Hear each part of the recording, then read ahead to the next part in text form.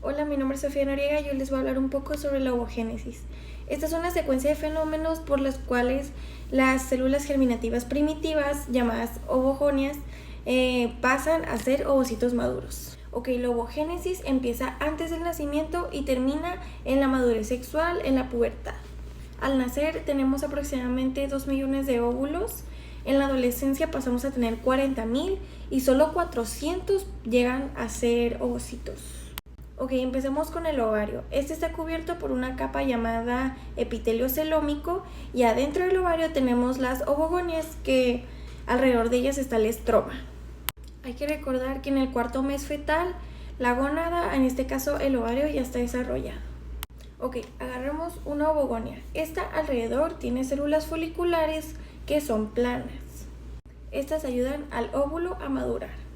La ovogonia crece formando el ovocito primario. Luego, otras células del epitelio del ovario se desprenden y se van y se juntan con el ovocito primario, uniéndose gracias a los receptores. Aquí el ovocito primario entra en meiosis 1. Como recordaremos, la meiosis es profase, metafase, anafase y telofase. Pero aquí la profase la vamos a dividir en 5. Primero tenemos el hiptoteno y luego el cigoteno. Luego tenemos el paquiteno, diploteno y diacimesis. Cuando el ovocito primario llega al diploteno, o sea, el cuarto paso, se detiene la meiosis y se queda ahí como pausada. Y el cromosoma, para desactivarse, se vuelve un poco flácido, así como más gordito. A esto se llama, al cromosoma así flácido, se llama dictioteno. Luego pues nace la niña y la niña pues nace con puros ovocitos primarios en diploteno, con el folículo primordial. ¿Pero qué es el folículo primordial? Este es el ovocito primario rodeado de las células foliculares. Luego llegamos a la adolescencia y aquí se reactiva la meiosis 1, donde el hipotálamo secreta la hormona liberadora de gonadotropina y esta va a la hipófisis, que libera ahora sí la hormona gonadotropina. Esta hormona va a la gónada, o sea, al ovario. La hormona gonadotropina libera la hormona folículo estimulante y la hormona luteinizante. Y pues como la palabra lo dice, la hormona folículo estimulante estimula a que crezca el folículo. Y como ya les dije, la hormona gonadotropina va al ovario, donde aquí secretan unas hormonas internas, que es la progesterona, que es exclusiva de la gestación, y el estrógeno, que esta va al útero.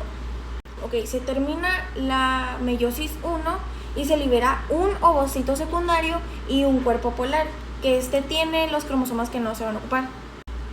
Aquí les va un dato. La hormona gonadotropina primero libera la hormona folículo estimulante y luego, más o menos por el día 13, libera la hormona luteinizante. ¿Y por qué en el día 13? Porque esta hormona hace que la cavidad de líquido que esté dentro de la célula, o sea, que se llama antro, vaya creciendo hasta que explota. Y explota en el día 14, y esto coincide con la ovulación. Explota el folículo y se libera el ovocito secundario. Se revienta el folículo y se libera un ovocito secundario. Este entra en meiosis 2 y se pausa igual en metafase 2. En la ovulación, más o menos en el día 14, en la mitad del ciclo, se libera el ovocito secundario. Obviamente en metafase 2. El ovocito secundario entra a la trompa de falopio y se queda ahí. Y si no es fecundado por un espermatozoide, se va a liberar solito con el endometrio y la menstruación. Obviamente nomás una capa endometrial, o sea, no se va todo el endometrio. Y el resultado de la meiosis 2 es óvulo maduro y 2 cuerpos polares. Uno haploide divalente y otro haploide monovalente. Esa fue toda la ovogénesis y ahora les voy a hablar del ciclo reproductivo femenino. Pongan atención. Pues en el ciclo reproductivo de la mujer, pues tenemos al útero, las alfinges, que son las trompas de falopio, y a los ovarios. En el útero tenemos el miometrio, el endometrio y el perimetrio. También tenemos el cervix uterino y la cavidad uterina. Le siguen las trompas de falopio con el pabellón tubárico y los ovarios. Un dato es que las trompas de falopio pueden medir de 10 a 12 centímetros y el ovario de 3 a 5. Ok, como ya les dije, las trompas de falopio transportan al ovocito y en dado caso aquí llega a ocurrir la fecundación. Ok, las mujeres tenemos ciclos mensuales reproductivos que siguen las actividades de eje hipotálamo, hipófisis, ovario y útero. Ok, espero se acuerden, pero les dije que la hormona gonadotropina primero libera la hormona folículo estimulante y luego la hormona luteinizante. Ok, entonces recordando eso ya podemos continuar con el eje. Ok, recordamos. El hipotálamo libera la hormona liberadora de gonadotropina. Luego esta va a la hipófisis que esta libera ahora sí la hormona gonadotropina. Esta libera la folículo estimulante y la luteinizante. Ok, nos vamos a ir por partes. Tenemos al ovario que adentro tiene el folículo primordial. La niña ahora llega a la adolescencia y se reactiva la meiosis. Aquí actúa la hormona folículo estimulante, pues que hace que crezcan los folículos. Las células foliculares dejan de ser planas alrededor del ovocito y se vuelven cúbicas. Esto pasa en el ovocito primario y también este es el folículo primario.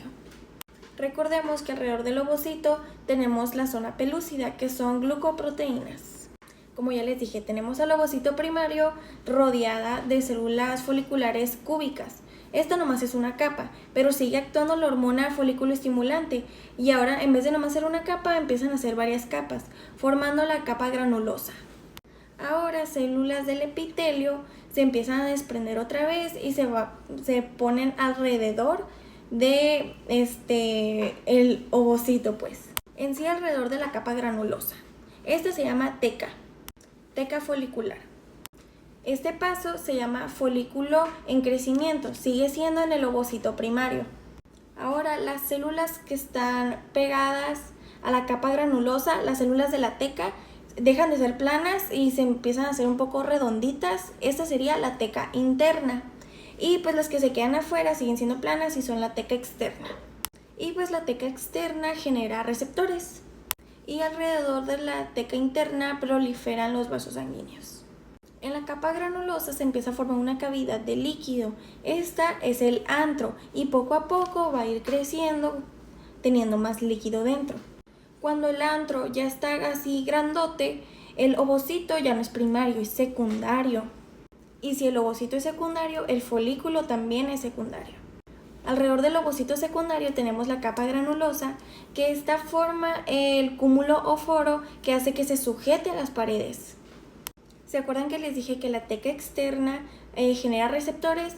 Pues ¿receptores de qué? De la hormona luteinizante. Aquí ya va a actuar.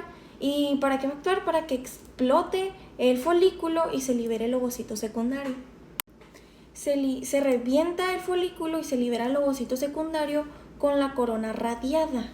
Estas son células alrededor del ovocito secundario. Pero pues ¿qué pasa con el folículo que se reventó? Pues aquí las células empiezan a degenerar y pues ya no se puede distinguir cuál es cuál y se forma una masa. Esta masa es el cuerpo lúteo o también masa amarilla. Este cuerpo lúteo se queda en el ovario como una tipo cicatriz blanca y es una estructura secretora. ¿Secretora de qué? De progesterona y estrógeno. Nos regresamos un poco a la ovulación, en el día 14 más o menos.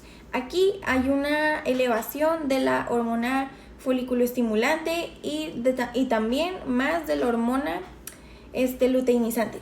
Todo esto pasó dentro del ovario. Aquí el ovocito secundario, el folículo ovárico, empieza a tener una protuberancia que es el estigma, un abultamiento, vaya.